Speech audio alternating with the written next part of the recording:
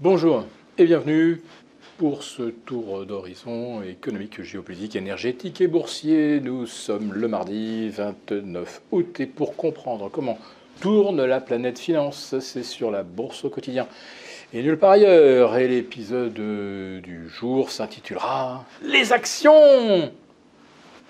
5 mois de stagnation. Nous sommes donc le 29 août.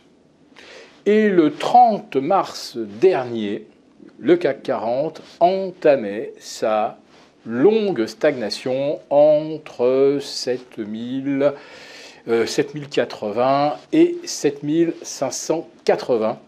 Et nous sommes, mois après mois, comme littéralement figés, avec une série d'oscillations autour de 7330. Et comme par hasard, où sommes-nous aujourd'hui? À 7330. Entre-temps, les taux ont monté, rebaissé, remonté. On a des faillites qui se multiplient. On a des signaux qui nous laissent penser que l'inflation va faire son retour en septembre et en octobre. Ça, au minimum, ça pourrait même aller jusqu'à la fin de l'année. On a un véritable krach immobilier aux États-Unis. Alors pas dans le luxe, pas dans ce qu'on appelle les manoirs, les grandes propriétés avec piscine et marina. Non, c'est la petite maison à 250 000 $ ou à 250 000 € en Europe, où là, on est sur une chute pratiquement de moins 40% en l'espace d'un an. Aux États-Unis d'ailleurs, le coût du crédit pour une maison, alors c'est un petit peu plus cher que 250 000 en moyenne, le coût de la mensualité a tout simplement doublé par rapport à fin 2020, début 2021. Il est évident que pratiquement plus personne dans la classe moyenne, aux États-Unis, en Allemagne, en France, ne peut s'acheter une maison. En plus de ça, en France, nous avons des dirigeants qui ne veulent plus que nous habitions dans des maisons. Donc au moins comme ça, la question, elle est réglée. Mais si on ne construit plus ni bureau, ni maison, ni appartement, ça fait beaucoup de monde au chômage. Et la plupart des faillites que l'on enregistre au cours du mois de juillet et du mois d'août, eh bien, ces faillites se situent notamment dans le secteur de la construction. Alors, il y en a aussi beaucoup dans le secteur hôtellerie-restauration. Eh bien, oui, effectivement, il faut commencer à rembourser les PGE. Et puis, malheureusement, la clientèle est moins abondante qu'elle ne l'était en 2019. Les taux ont fortement progressé. Autrement dit, pour beaucoup d'hôteliers restaurateurs, c'est game over.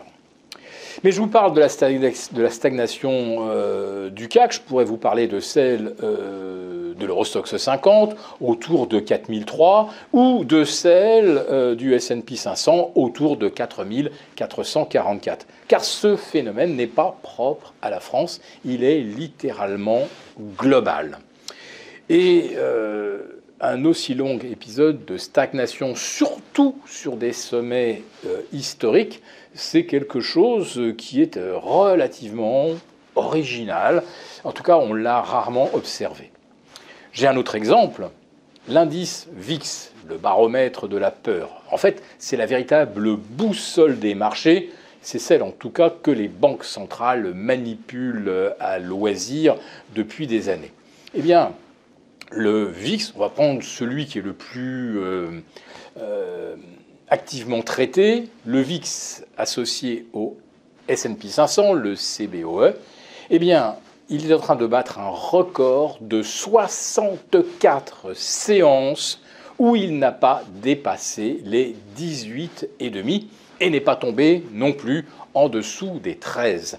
Pour trouver un épisode de plafonnement, là, sur des planchers aussi longs, il faut remonter à la période du 10 octobre 2020 10 octobre 2019 au 20 février 2020. Et on sait tous comment ça s'est terminé. Et là, évidemment, c'était l'épisode Covid. Mais écoutez les radios, écoutez les chaînes de télé, et on est en train de nous pousser aussi cette thématique lors du variant du Covid, très virulent, très dangereux, et d'autres virus qu'on ne connaît pas encore, mais qui ne vont pas tarder à nous tomber dessus cet hiver. Donc, si jamais on devait de nouveau nous imposer des lockdowns, les marchés financiers pourraient assez mal le prendre. À moins que ce ne soit l'occasion que les banques centrales attendaient pour justifier de refaire tourner la planche à billets. Donc tout ça pour l'instant ce ne sont que des suppositions, mais comme on est dans les suppositions depuis plus de 5 mois, c'est peut-être aussi ça l'explication de la stagnation.